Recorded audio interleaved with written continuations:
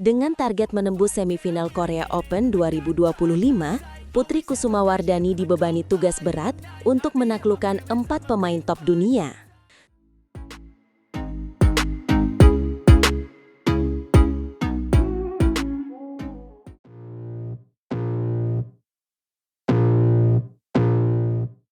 Sebuah target yang tidak main-main baru saja dibebankan di pundak satu-satunya wakil tunggal putri Indonesia di ajang Korea Open 2025.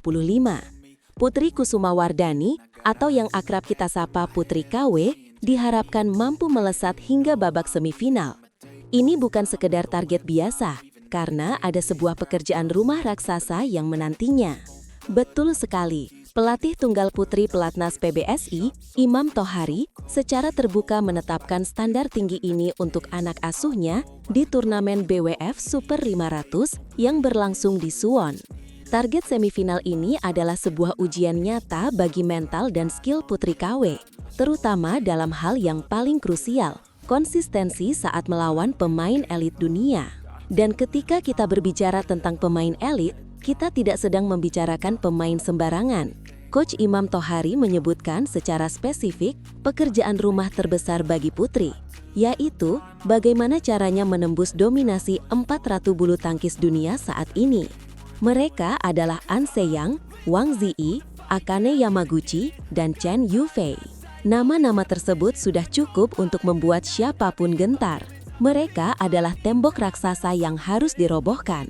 Coach Imam menyoroti penampilan Putri saat kalah dari Akane Yamaguchi di China Masters 2025 pekan lalu sebagai contoh nyata. Kekalahan itu menjadi cermin dari apa yang masih perlu dibenahi.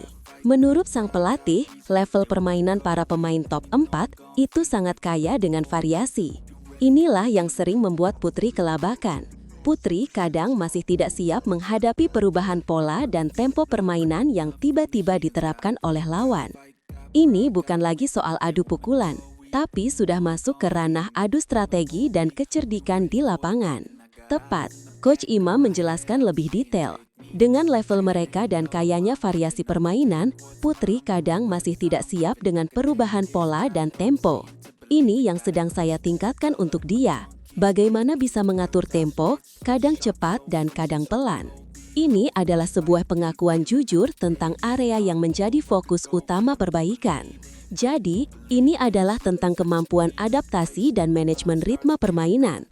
Kapan harus bermain agresif dengan tempo cepat, dan kapan harus sedikit menurunkan tempo untuk mengatur napas atau mengubah strategi. Kemampuan membaca permainan lawan dan meresponnya dengan taktik yang tepat adalah kunci untuk naik ke level selanjutnya. Meskipun tantangannya begitu besar, Coach Imam Tohari tetap menunjukkan optimismenya. Beliau percaya bahwa Putri dapat menampilkan performa yang jauh lebih baik di Korea. Sebagai satu-satunya harapan Indonesia, tekanan tentu ada, namun harapan untuk melihat perlawanan sengit juga sama besarnya. Sang pelatih bahkan berkata, "Di Korea, saya maunya dia bisa ke semifinal dulu. Kalau bertemu lagi dengan Akane, saya harap Putri bisa memberi perlawanan lebih baik. Syukur-syukur bisa tembus." Ini adalah sebuah sinyal kepercayaan yang kuat dari pelatih kepada pemainnya. Harapan untuk sebuah revans yang manis. Ini benar-benar sebuah misi yang menegangkan. Mampukah Putri KW menjawab tantangan ini? Mampukah ia mengaplikasikan hasil latihannya untuk mengatur tempo permainan saat berhadapan dengan para ratu bulu tangkis dunia? Ini akan menjadi pembuktian terbesar dalam karirnya sejauh ini. Jadi, rekapnya jelas. 1. Target semifinal di Korea Open 2025. 2. Pekerjaan rumah besar untuk menembus dominasi An Se-young, Wang Ziyi, Akane Yamaguchi, dan Chen Yufei. 3. Fokus perbaikan pada kemampuan mengatur tempo dan variasi permainan. Menurut kalian, apakah target ini realistis? Apapun hasilnya nanti, perjuangan Putri Kusumawardhani sebagai satu-satunya Sri Kandi tunggal putri Indonesia di Korea patut kita dukung sepenuhnya. Mari kita kirimkan doa dan energi positif agar Putri bisa tampil lepas dan memberikan yang terbaik. Jangan lupa untuk terus mengikuti update perjuangannya hanya di channel ini. Subscribe sekarang dan nyalakan lonceng notifikasinya.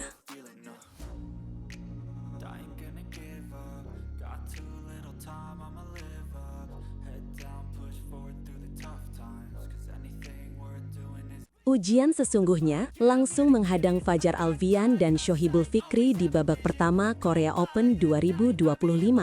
Ujian sesungguhnya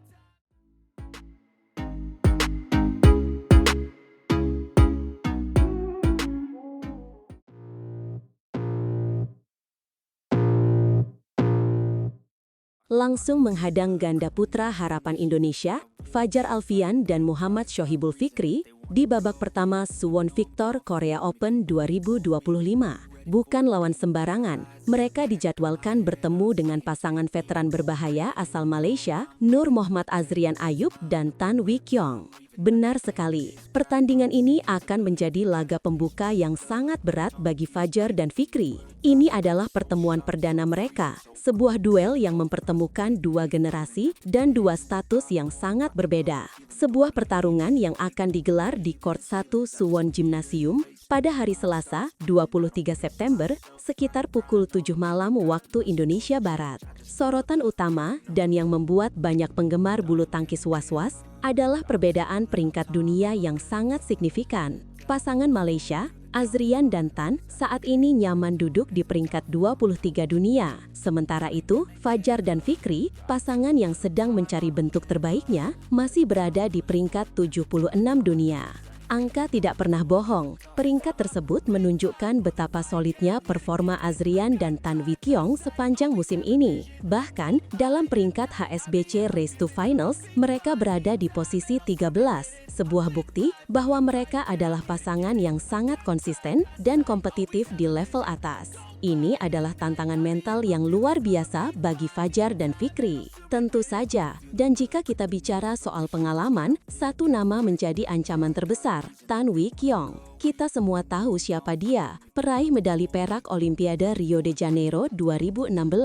Seorang pemain yang sudah puluhan tahun malang melintang di sirkuit elit dunia, menghadapi semua pemain top dan merasakan tekanan di panggung terbesar. Pengalamannya itu adalah senjata yang tidak ternilai. Tan Wee Kyong tahu cara mengontrol tempo permainan, cara keluar dari tekanan, dan cara memanfaatkan kesalahan sekecil apapun dari lawan. Duetnya dengan Azrian Ayub mungkin terbilang baru, tetapi mereka berhasil membangun kombinasi yang solid antara kekuatan Azrian dan kecerdikan Tan Wee Kyong. Ini akan menjadi ajang pembuktian sejati bagi Fajar dan Fikri. Setelah langkah mereka yang menjanjikan terhenti di babak semifinal Li-Ning China Masters 2025 pekan lalu, ini adalah kesempatan untuk bangkit. Kekalahan dari unggulan teratas, Kim Won-ho dan Seo Seung-jae, harus menjadi pelajaran berharga. Mereka harus mengakui keunggulan pasangan tuan rumah saat itu dengan skor 13-21 dan 17-21.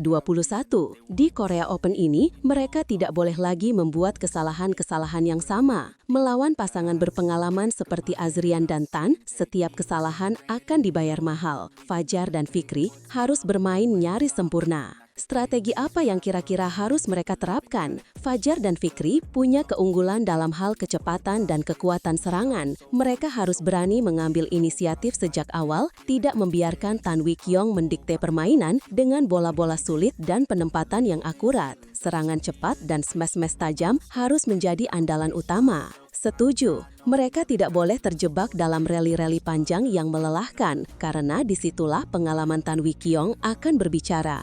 Fajar dan Fikri harus bermain lebih taktis, lebih sabar dalam membangun serangan, namun tetap eksplosif saat mendapat kesempatan. Kekompakan mereka sebagai pasangan akan benar-benar diuji di laga ini. Kemenangan di pertandingan ini akan menjadi modal yang luar biasa berharga. Bukan hanya soal lolos ke babak selanjutnya, tetapi juga soal suntikan kepercayaan diri. Mengalahkan pasangan peringkat 23 dunia yang diperkuat seorang legenda akan menjadi pesan kuat bahwa Fajar dan Fikri siap untuk kembali ke jajaran elit dunia. Sebaliknya, jika mereka kalah, perjalanan untuk memperbaiki peringkat akan terasa semakin terjal. Namun, kita harus tetap optimis. Ini adalah bulu tangkis, di mana segala sesuatu bisa terjadi. Dengan semangat juang yang tinggi dan persiapan yang matang, Fajar dan Fikri punya semua potensi untuk membuat kejutan besar di babak pertama Korea Open ini. Mari kita dukung perjuangan mereka. Kekalahan Fajar dan Fikri di China Masters menjadi alarm keras yang menyingkap masalah serius dalam tubuh bulu tangkis Indonesia, mulai dari konsistensi,